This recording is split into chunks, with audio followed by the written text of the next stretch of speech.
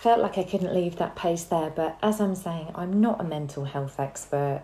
I'm not an expert in depression, so this is just from what I've learned through the things that I'm studying and different techniques. So if you have formed this prickly shell around your seed, how do you let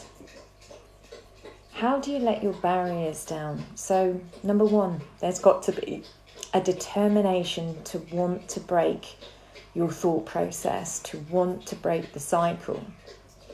And you're going to need to use that fuel, that inner fire within you, to actually be able to be determined to stimulate and break a cycle. So why is it and what is it that keeps us in these patterns? Forgiveness is something that is very closely associated with your sympathetic nervous system, and your sympathetic nervous system is what makes you retain those memories.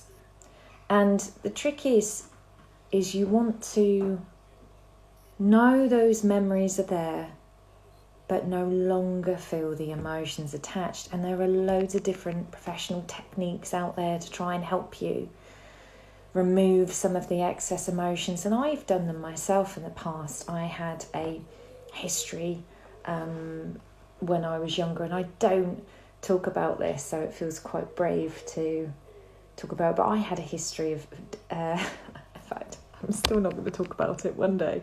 Because it's not about me. I don't want to make this about me, but I had something very difficult that I'd held from my youth and carried through those emotions.